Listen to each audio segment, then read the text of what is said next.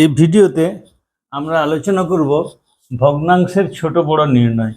তো ভগ্নাংশের ছোট বড় নির্ণয় করতে গিয়ে আমরা প্রথমে দেখব যে ভগ্নাংশ কোন সংখ্যাগুলো না। ভগ্নাংশ হচ্ছে সেই সংখ্যাগুলো যারা লব এবং হর আকারে থাকে। লব এবং হর আকারে যে সংখ্যাগুলো থাকে সেগুলো হচ্ছে ভগ্নাংশ। তো এখন আমরা এই এদের বড় ছোট কিভাবে নির্ণয় করব। তো এদের বড় ছোট নির্ণয় করতে গেলে আমরা ভগ্নাংশ কীরকমভাবে থাকতে পারে সেই জিনিসটা আগে লিখে নেব। তো কীরকম থাকতে পারে না, 1-এর 3, 1-এর 4, 1-এর 5, 1-এর 6। তার মানে এখানে লবগুলি একই সংখ্যা, হরগুলো আলাদা আলাদা সংখ্যা। আবার এইরকম থাকতে পারে 2-এর 7, 3-এর 7, 4-এর 7, 5-এর 7, এরকম থাকতে পারে। এইখানে কি হরগুলি হচ্ছে একই রকম সংখ্যা, লবগুলি আলাদা আলাদা সংখ্যা। এ গেল। আবার কিরকম থাকতে পারে না, এরকম থাকতে পারে 2-এর 3,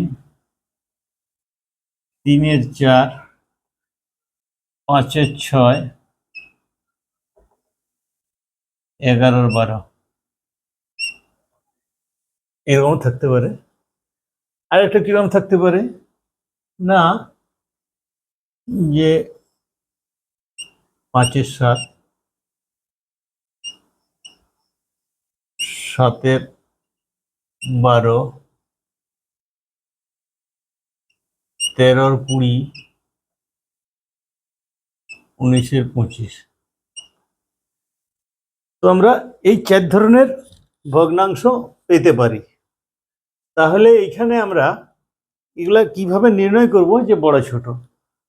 তো যখন আমরা এইরকম ভগ্নাংশ পাবো, এগুলো সবই কিন্তু প্রকৃত ভগ্নাংশ, তাহলে প্রকৃত ভগ্নাংশেরই হচ্ছে যে বড় ছোট নির্ণয় করতে দেয় সাধারণত।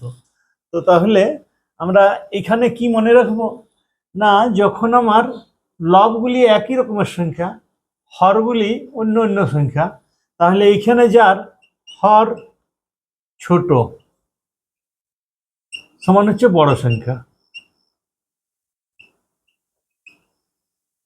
হর ছোট বড় সংখ্যা, হর বড় সমান ছোট সংখ্যা, এটি মনে রাখতে হবে। এইখানে কি,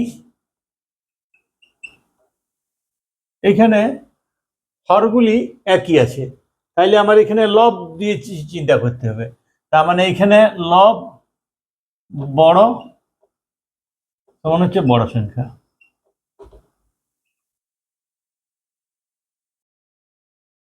লব বড় বড় সংখ্যা। এখানে লব ছোট সমান হচ্ছে ছোট সংখ্যা।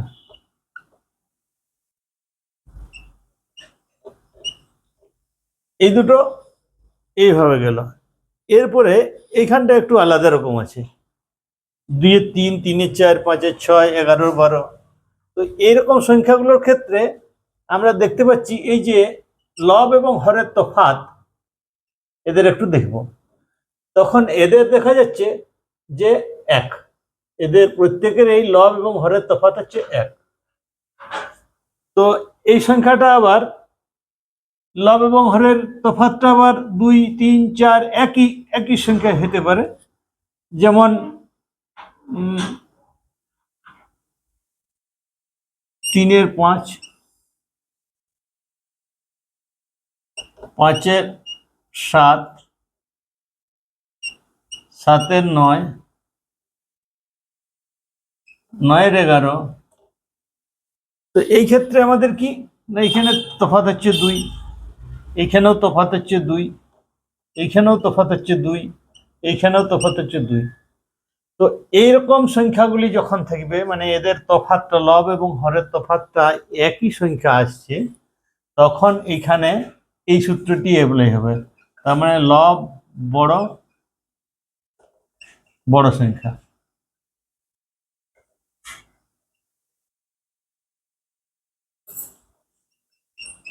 লব ছোট ছোট সংখ্যা।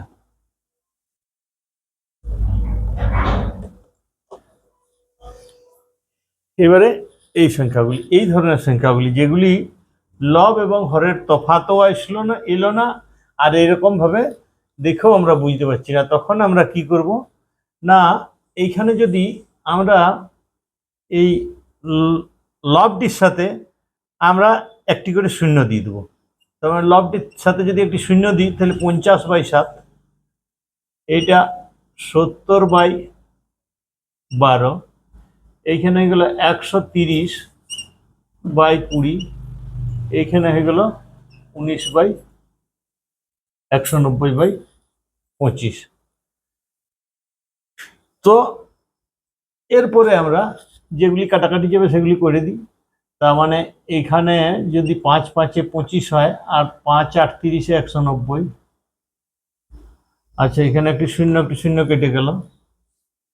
এইখানে হচ্ছে 35 দিয়ে 70, 6 দিয়ে 12। তো এইবারে আমরা এই সংখ্যাগুলোকে ভাগ করব। 7 7 কে 49, আর 1 বাকি রয়েছে, মানে 7/1 ভাগ। আচ্ছা, এইখানে হচ্ছে 6 6 36 বেশি হয়ে যাচ্ছে, তার মানে 5 পূর্ণ 5 6, 6/5 ভাগ। এইখানে কি হচ্ছে 6 দুগুণে 12, আর এখানে কি হচ্ছে না 7 পূর্ণ 5 35, 3/5। তো এখানে 5/3 এইখানে হচ্ছে 7/1 তার মানে 5/3 বেশি। তার মানে আমার বড় সংখ্যা হচ্ছে এটি। তাহলে এটি কোথা থেকে পেয়েছি না এর থেকে। তাহলে বড় সংখ্যা হয়ে গেলো এইটি। আর ছোট সংখ্যা কোনটি না এই যে 5 আছে, এই 5টি যেখান থেকে এসেছে, তার মানে এইটি হয়ে গেল আমার, এটি হয়ে গেল আমার সবচেয়ে ছোট সংখ্যা। তো এইভাবে আমরা বড় এবং ছোট সংখ্যাগুলো নির্ণয় করলে আমাদের অনেক তাড়াতাড়ি হয়ে যাবে, বেদম কিছু সময়ও লাগবে না, আমরা চট করে এগুলো করে নিতে পারবো।